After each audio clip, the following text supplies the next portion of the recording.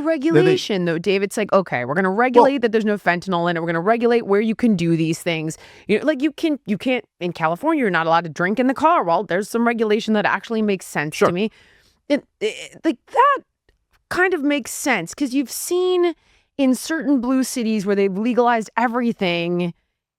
All the streets smell like weed, and the guys are like flopped out with needles hanging out of their arms in front of your kid, and I'm like, oh, it's insane. Yeah, no, it's insane. No, I was just, I literally just got back a couple days ago from San Diego, which is like, I know it's not, I don't think it's as bad as LA or San Francisco, but it's like heartbreaking because first of all, San Diego is a beautiful city. It's just like a beautiful city. It's got great restaurants and great people and like great culture. It's all this great. And then there's just like entire blocks that are just like taken over by homeless junkies. And yeah, it's just mad. But I will say this, I think that a lot of these like the progressive prosecutors, as they call themselves, the Soros-backed democratic takeover of the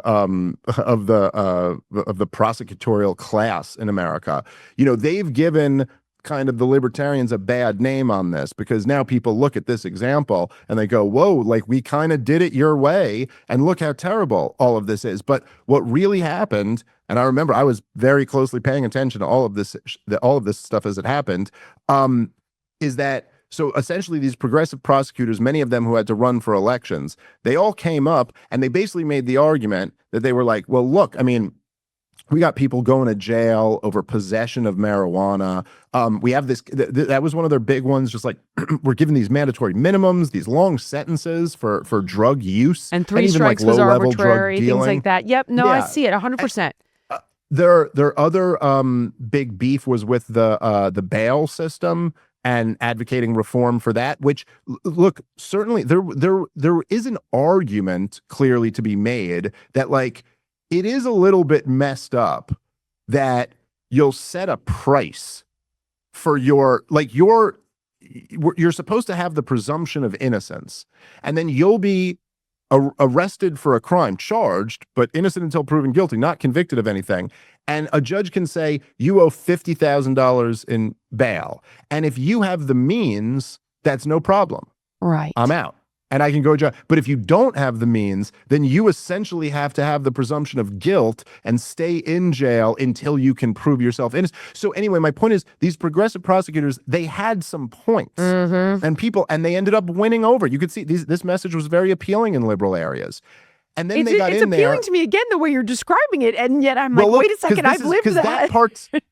Because that part's not actually the problem. Right. The issue was never any of that. Like they could have reformed both of those things and it just would have improved society. The problem is that then they got in there and then they said, we're decriminalizing crime. Yes. And we're decriminalizing property crimes and violent crimes. And we're also just deciding that the public square is now an area where anyone can do anything they want to do. And it's like, no, that was never the point. Like no one ever thought that was a good idea, except, I mean, I guess some insane progressives, but like that was not. So the point is they came in and they made it's like this balancing act, right? As I was saying before, it's like if government is simply protecting people and property, that's the optimal range. And if they're doing less than that, then you have chaos. And if you're doing more than that, then you have tyranny. And so what they started doing is just being completely derelict in their duty and saying that, like, again, it's not a libertarian thing either, because it's an anarcho-tyranny thing where they come in, because it's not as if they're going, hey, it's the wild, wild west. You can do whatever you want to. It's actually that the law-abiding citizens of, say, California, as you know, are the most hyper-regulated, hyper-taxed, like they have more laws and rules targeting them, but then the criminal class has nothing. So if someone comes in and shoplifts, whatever the rules out there, depending on the city are now, if they shoplift $900 from you or whatever, you're not allowed to do nothing. But let's say the store owner has a gun and pulls it on the guy and says, you give me my money back or you give me my stuff back right now, maybe even roughs him up a little bit, they will throw the book at that guy. Yeah. Like, so it's not just that they are not, like, they've decriminalized people aggressing on you, and then they've criminalized you defending yourself. 100%. So like it's a statist nightmare, but it's not at all. And then unfortunately, people like me, I feel like, are in the position now where as soon as you say like, oh, the war on drugs has been a failure, we should repeal it, they go, you're advocating that California stuff. And so it's like, no, it's listen, what I'm advocating, if people listen to me, you know, I believe in zero restrictions to the Second Amendment. And I also believe in the right to defend yourself. And that would clean the whole thing up quite quickly, by the way. You don't need much more than that. Yep. In Florida, the top concern is like, you know, every single dad in the movie theater is carrying.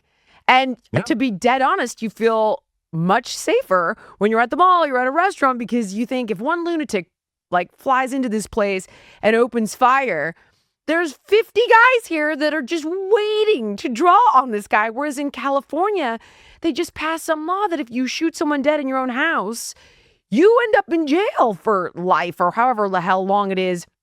And I can't remember the nuance of it. I just remember my kids asking me about it because my ex still has a handgun that I had bought her when we were together. And they're like, what if mommy has to shoot someone if they break in the house? And I'm thinking, you would never even ask these questions if you weren't still spending time in California. That would not, it's like, it's madness. And there was something else that was so ridiculous. I just saw it. Like somebody can graffiti your property and it's like a $60 fine. But if you don't clean the graffiti up off of your house, it's like 10 times the amount of money. If you don't do it within a certain amount of time, you get fined far more money. It's exactly that's a great example. Thank you so much for watching. If you enjoyed the podcast, please like, comment, subscribe, and share. And make sure to let me know what guests you want to see on in the future.